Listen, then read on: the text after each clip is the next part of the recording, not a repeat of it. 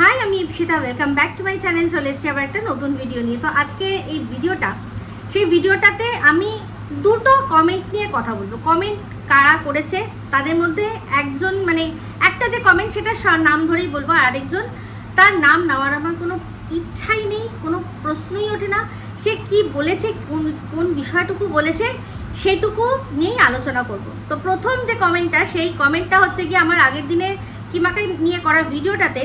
সেখানে পেটুক বাঙালি রান্নাঘর মানে মিঠু একটা কমেন্ট করেছে। সেখানে বলেছে যে এই যে এই কিমার বরাবরেরই চরিত্র হচ্ছে যখন যার সাথে মেশে তারপর যখন তার সাথে তার স্বার্থ চটে বা কোনো রকমভাবে যখনই আর কি তার সাথে না মেলে, তখনই সে কী করে তার সম্পর্কে মিথ্যে কথা বলে, তাকে বিভিন্নভাবে মেলাইন করার চেষ্টা করে। যেমন কি না একটা সময় এই যে একজন WBCS অফিসার, সেই অফিসারের সাথেও সে যে কোনো কারণে তার সাথে একই সাথে বেশ কিছুটা সময় কাটিয়ে পরবর্তীকালে বলেছিল যে এই WBCS অফিসার নাকি ভীষণ নোংরা, সে স্নান করে না, তার গায়ে দুর্গন্ধ, মানে এতটাই দুর্গন্ধ যে তার পাশে নাকি বসা যায় না। কখন বলেছে? যখন তার সাথে তার সম্পর্ক সে স্বার্থ চটে গেছে তখন এই কথাটা বলেছে। তো তারই তলায় আবার আমাদের খুব ভালোবাসার ইন্দু, সে লিখেছে যে দেখো, আর সেই WBCS অফিসার, সেই অফিসারের যারা বন্ধু তারাই এখন কিমার পা চাটে। কত বড় হিপোক্রেট তারা, ভাবো। হ্যাঁ, অবশ্যই তারা তো হিপোক্রেট বটে, কিন্তু ইন্দু এখানে তুমি যে জিনিসটা বুঝতে পারছো না, সেই জিনিসটা একটুখানি বোঝাতে চাই। হ্যাঁ, সেখানে আমি তোমাকে কমেন্টের তলাতেই লিখে বুঝাতে পারতাম, কিন্তু অনেকটা লিখতে হতো।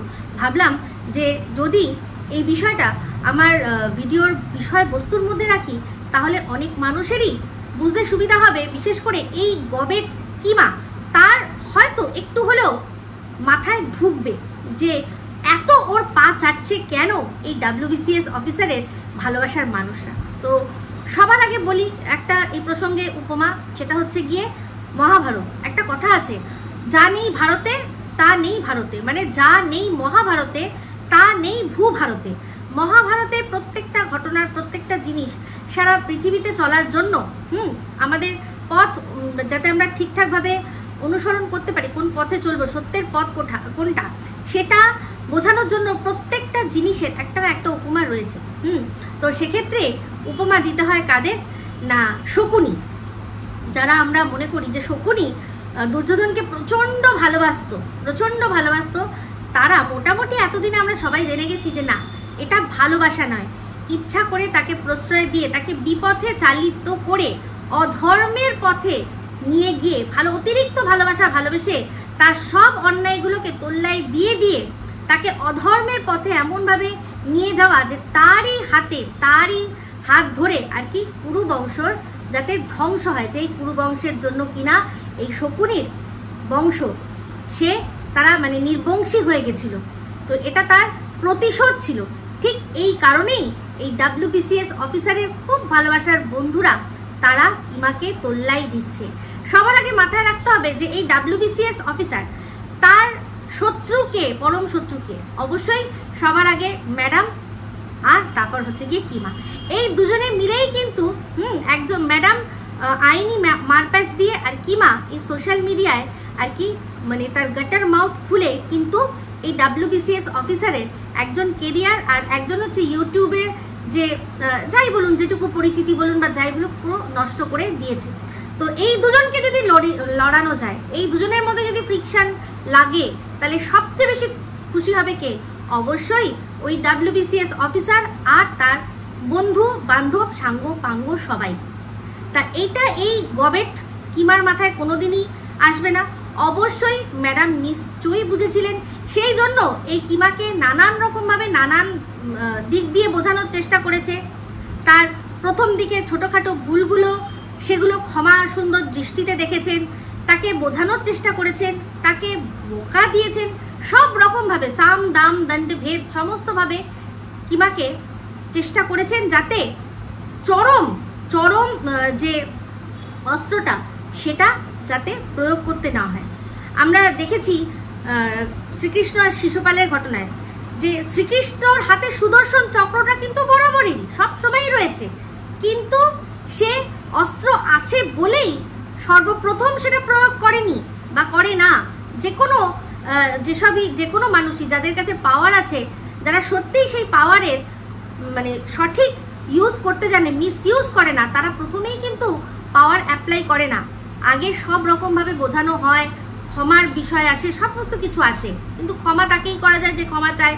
যে অন্যায় করে তার ওপর আরেকটা অন্যায়, তার ওপর একটা এরকম স্তরে স্তরে অন্যায় করে গেছে, তাকে আর বোঝাবে কি করে মানুষ? তাহলে সেম যেরকম সব শেষে উপায় না পেয়ে 100টা অন্যায় ক্ষমা করে দিয়ে তারপর শ্রীকৃষ্ণ সুদর্শন চক্রটা চালিয়েছিল, তেমনি ম্যাডামও কিন্তু ঠিক তাই করেছেন।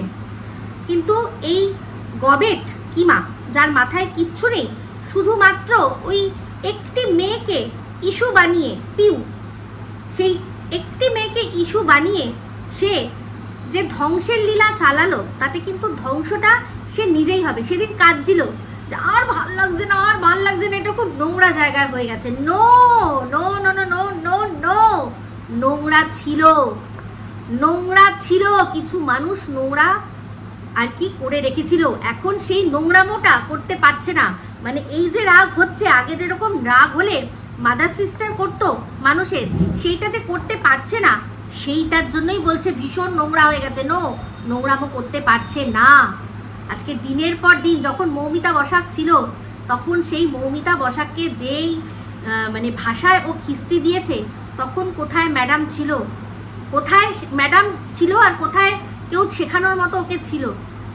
দিনের পর দিন প্রত্যেকটা মানুষকে নোংরা থেকে নোংরাতর গালাগালি খিস্তি ও দিয়ে গেছে, তাই তো দিয়ে গেছে। সেখানে চিন্তা করেনি কে কি, কিছু চিন্তা করেনি। তো ওই যে ভাবছে যে এই যারা ওকে সো কল্ড ভালোবাসার নামে ভালোবেসে সাথ দিচ্ছে, তারা যে অ্যাকচুয়ালি ওর ধ্বংস চায়, সেটা ও এখনো বুঝতে পারছে না। হ্যাঁ, ওকে মানে আগে ম্যাডামের বিরুদ্ধে অস্ত্র হিসাবে ব্যবহার করবে, তারপর ওকে যখন ম্যাডাম ওর বিরুদ্ধে যখন সঙ্গে সঙ্গে অ্যাকশন নেবে, তখন তাকে মাঝপথে ছেড়ে দিয়ে তারা মজা দেখবে। কারণ তারা কিছুই ভোলেনি যে কীরকমভাবে এই WBCS অফিসার মানে তাদের বান্ধবীকে ও দিনের পর দিন নোংরামি তার সাথে করে গেছে। তো যাই হোক, এইরকম নোংরামি ও প্রচুর করেছে। এই যে সে কাল বলছিল না, ওর মা জিজ্ঞাসা করছিল, ওর মেয়ে বলছিল, মাম্মি তুমি কি করে এদের সাথে মিশেছো, হ্যাঁ কি করে মিশেছো?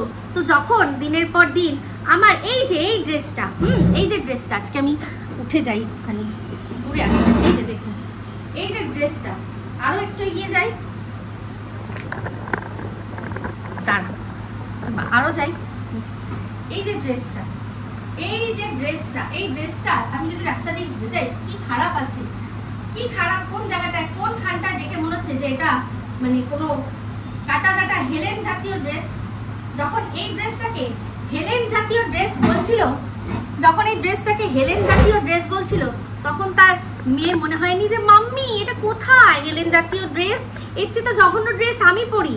যখন সন্দীপরা আমাদের বাড়িতে এসেছিল, তখন আমি কি পরে তাদের সামনে এসেছিলাম, সন্দীপের বাবা মা যখন এসেছিল, তখন আমি কি ড্রেস পরে সামনে তাদের ঘুরঘুর করছিলাম, তোমার নিশ্চয়ই জানা আছে।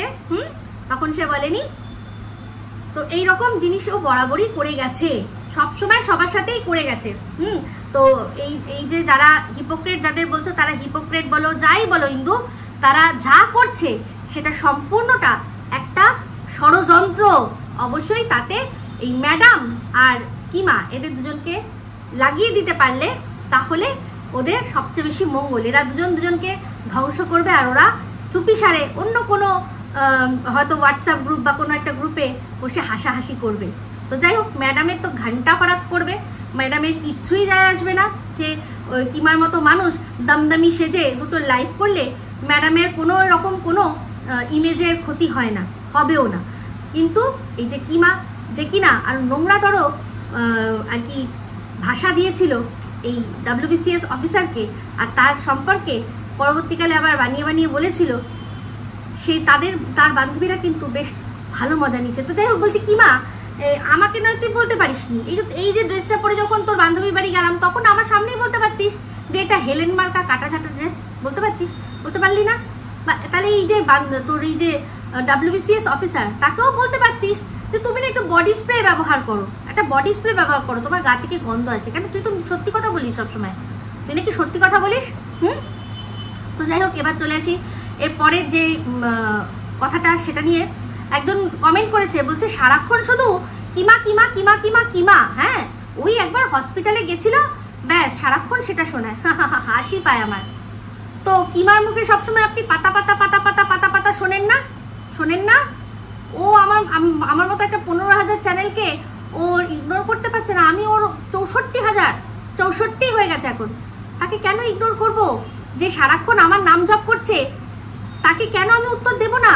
আর বলছেন যে কি একবার হসপিটালে গেছিলে সেই জন্য বারবার শোনাও। তো ওই বা কোথায় আর কি শোনাতে ছাড়ে? এই যে একবার সন্দীপদের বাড়িতে গেছিল, কতবার সেটা নিয়ে শোনায়, তাই তো? তারপরেরগুলো তো নিজের ইচ্ছায় গেছিল, আমি তো তাও গেছি সেখানে, আমি তো ওর পাশে গেছি, আমি তো সেখান থেকে ইনকাম করিনি, ও তো ইনকাম করেছে, ও প্রথম দিন থেকেই ইনকাম করেছে। তাহলে সেখানে সে যদি বলতে পারে যে পুনর্জীবন দিলাম, তাহলে আমি তো সত্যি একজন মুমূর্ষ পেশেন্ট, তার সে মানে সারা রাত কষ্ট পাচ্ছিল, তার পাশে গিয়ে দাঁড়িয়েছিলাম, তার বউ মানে একা ছিল বলে। কেন বলবো না? কি করেছে কিমা সন্দীপদের জন্য, কি করেছে? যেদিন প্রথম ওদের বেল নেওয়ার কথা, যেদিন প্রথম ও গেল ওদের সাথে, কেন গেল না? যদি পাশেই ছিল, দর্শকদের কথায় পাশে ছিল, কেন গেল না সেদিন? কেন বাচ্চাটাকে দুজন সম্পূর্ণ অপরিচিত মানুষ গাড়ির মধ্যে সামলালো? ও কেন গেল না? এত পেছনে ভয়, তাই না? এত পেছনে ভয়। এদিকে ও নাকি পুনর্জন্ম দিয়েছে, তাহলে যখন ও তো পিসি হয়েছিল, তাই না? পিসি হয়েছিল। তাহলে সেক্ষেত্রে যখন জানে যে এই 3 জনের নামে এমন কেস আছে, এরা হয়তো অ্যারেস্টও হয়ে যেতে পারে, তাহলে তার তো দায়িত্ব ছিল সাথে করে যাওয়া। সে তো মাঠে ময়দানে নেমে ওদের পাশে ছিল। আমার মতো ভিডিওর মধ্যে থেকে বকবক করে তো নয়, তাও ভিডিওর ভেতর থেকে বকবক করেছি, কিন্তু ওই জামিনের সময় যেটা সবচেয়ে ইম্পর্টেন্ট দরকার ছিল, যে ওর সন্দীপের যে স্ত্রী, লিগাল ওয়াইফ, তার যে একটা স্বীকারোক্তি কমিউনিটির মাধ্যমে, হ্যাঁ সে পরকীয়া করেছে, সে স্বীকার করেছে, সেটা আমি রেখেছিলাম, সেটা আমার থ্রু দিয়ে গেছে। ওটা দেখার পরই সঙ্গে সঙ্গে আরও সব কিছু আনুষঙ্গিক আরও যা যা সব ছিল সেগুলোর সাথে ওটাও খুব ইম্পর্টেন্ট রোল প্লে করেছিল। ও নিজে যেতে পারেনি ওখানে, সম্পূর্ণ অপরিচিত দুজন তার কাছে বাচ্চাটা ছিল। যদি ওরা বাই এনি চান্স যদি ওদের যে মানে কাস্টাডিতে নিয়ে নিত, তাহলে সেই বাচ্চাটার কি হতো? ওকে তো তাও বাচ্চাটা চেনে, ও যদি ওর বাড়িতে এনে রাখতো, হয়তো থাকতো। তাহলে ও চিন্তা করেছে তো সেদিনই তো বাচ্চাকে তার মা নিয়ে চলে যেতে পারতো, তাই না? যদি ওই জিনিসটা আমি তখন না দিতাম আর ওর উকিলরা ঠিকঠাকভাবে না লড়তো। কি করেছে কিমা? একদিন বাচ্চাকে রাখার জন্য একদিন গেছিল কোর্টের, সেখানে কি করেছে? নিজে হিরোইন সাজার জন্য বাচ্চার অপহরণের কেস সাজিয়েছে, মিথ্যা কেস সাজিয়েছে, নিজেকে হিরোইন প্রমাণ করার জন্য যে একটা বাচ্চাকে আমি বাঁচিয়েছি। কোর্ট চত্বর থেকে তাকে আগুয়া করা হচ্ছিল, শুধু নিজের জন্য করেছে। যেখানে যেখানে ওর প্রাপ্তিযোগ মনে হয়েছে সেখানেই গেছে, নিজের বরকে হসপিটালে ঢুকিয়ে দিয়ে তারপর সেজে গুজে সে ওদের বাড়িতে পিকনিকে গেছে। কারণ পিকনিকে প্রচুর জিনিসপত্র আসবে, এইও আসবে, সেই জন্য গেছে। বুঝতে পেরেছেন? আমি গেছি, একদিন গেছি, আর যাই করেছি কিনা, আমি বিনা স্বার্থে গেছি, একটা টাকা ইনকাম করিনি। কিন্তু ও দিনের পর দিন সন্দীপদের বেচে বেচে খেয়েছে, তার সত্ত্বেও এত বড় সাহস বলে যে পুনর্জীবন দিয়েছি। হ্যাঁ, লজ্জা করে না? পাতা পাতা শোনেন না, যেসব ভাট বকতে আসেন। তো যাই হোক বন্ধুরা, এটুকুই বলার ছিল, এটুকুই বললাম। এর চেয়ে বেশি এখনকার মতো আর কিছু বলছি না। সন্দীপের লাইভ এসছে, সেটা নিয়েও অবশ্য কিছু কথা বলবো। এখন এই ভিডিওটা এখানেই এন্ড করছি। যদি ভালো লাগে তাহলে অবশ্যই লাইক, শেয়ার, কমেন্ট করতে ভুলবেন না। যারা চ্যানেলটা সাবস্ক্রাইব করেননি তারা সাবস্ক্রাইব করে নেবেন। সবাই ভালো থাকবেন, সুস্থ থাকবেন। আবার আসছি খুব শীঘ্রই একটা নতুন ভিডিও নিয়ে। টাটা।